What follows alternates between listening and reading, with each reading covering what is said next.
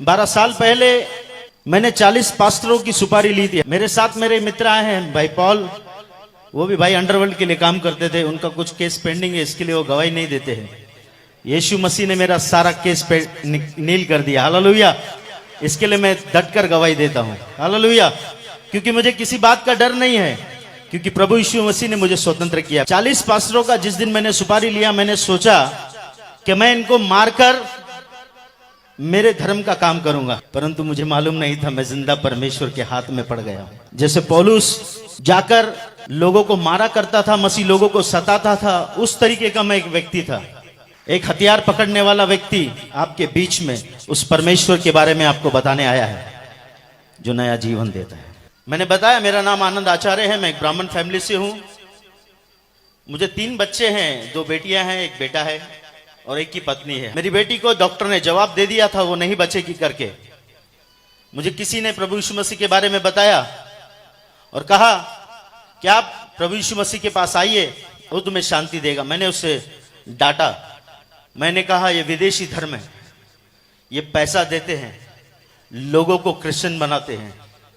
उस भाई ने मुझे कहा भाई ऐसा कुछ नहीं है, आप आइए, एक बार आप वहां पर आइए और प्रार्थना कीजिए, आपको परमेश्वर बताएगा कि वो कौन है। मैंने 8-10 दिन उस भाई को टाला, क्योंकि 7 बजे का समय होता था चर्च जाने का, और भाई मुझे 7 बजे कॉल करते थे आ जाओ, तो मेरा पीने का टाइम होता था। जैसे ही मेरी बेटी को जवाब दिया डॉक्टर ने, मैं सत्संग में गया। मेरे भाई ने 8-10 बार मुझे कॉल किया। मेरे भाई नारायण, उसे ठीक तरीके से बात करने नहीं आता है। उस भाई ने मुझे प्रभु के बारे में बताया, बोला यार प्रभु यीशु मसीह किसी धर्म को बनाने नहीं आया भाई, आप एक बार आके देखिए। मैं गया वहां पर।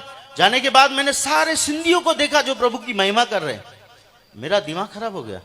मैंने बोला यार इतने सिंधी लोग ईसाई बन गए। सर जिस दिन मैंने इस बात को जाना, क्योंकि सिंधी व्यक्ति 100 रुपए का मटका खरीदता है ना, उसको ठोक के चेक करता है। सिंधी कभी किस पे ऐसे विश्वास नहीं करेगा। मैंने बोला यार ये ऐसे कैसे सिंधी लोग यीशु मसीह की भक्ति कर रहे हैं। मैंने पहली बार देखा। जब मुझे इस देखकर मैं हैरान हो गया। मेरे दोस्तों को मैंने फोन किया, यार हमारे इतने सिंधी लोग ईसाई बन गए। मेरे कुछ दोस्त लोग आए, हम लोग 10-12 लोग चर्च के अंदर गए। हम लोग हथियार लेकर बैठे। हमने कहा यदि ये हमारे धर्म के बारे में कुछ बोलते हैं हम इन्हें मारेंगे। मगर मुझे मालूम नहीं था मैं किस परमेश्वर से डीलिंग कर रहा हूं।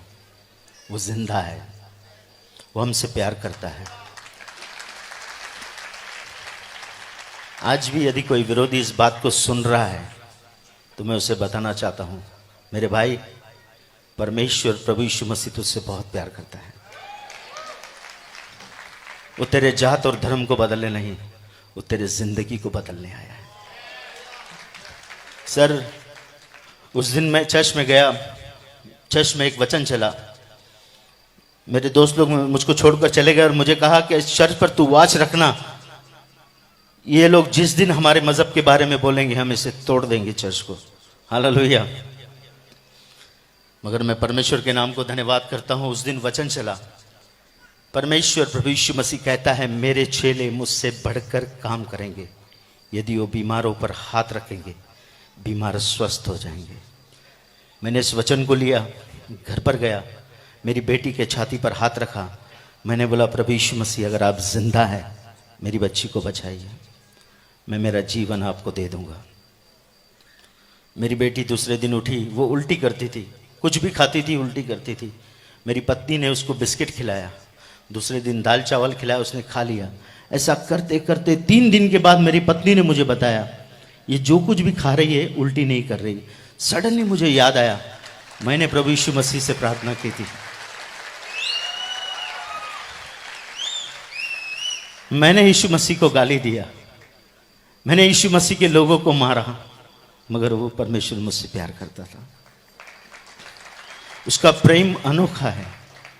मैं परमेश्वर के नाम को धन्यवाद देता हूं। चर्च आपको उत्साहित करना चाहता हूं, आज शोलापुर के अंदर मेरे जैसे आनंद घूम रहे हैं।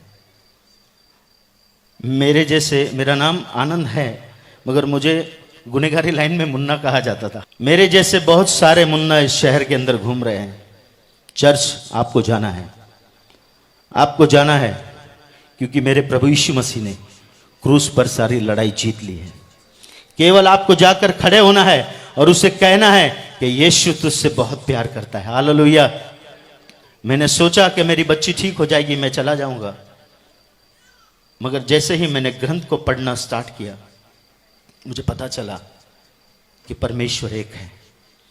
क्योंकि आज हमारे भारत देश के अंदर हमारे ऋषि मुनियों ने इस प्रार्थना को दोहराया था। ये हम बचपन से प्रार्थना सुनते आ रहे थे।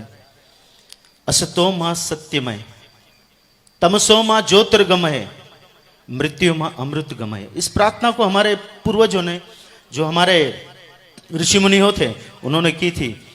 इस प्रार्थना का अर्थ होता है, सर, असतो मां सत्यमय, हे परमेश्वर हम असत्य में है, हमें सत्य की ओर ले चल। हे परमेश्वर हम अंधकार में हैं, हमें ज्योति की ओर ले चल। हे परमेश्वर हम मृत्यु में हैं, हमें जीवन की ओर ले चल। जिस दिन मैंने बाइबल खोला, बाइबल में लिखा है, यीशु कहता है, मार्ग, सत्य और जीवन केवल मैं ही हूं। बिना प्रभु यीशु मसीह के द्वारा कोई भी पिता परमेश्वर के पास नहीं पहुंच सकता।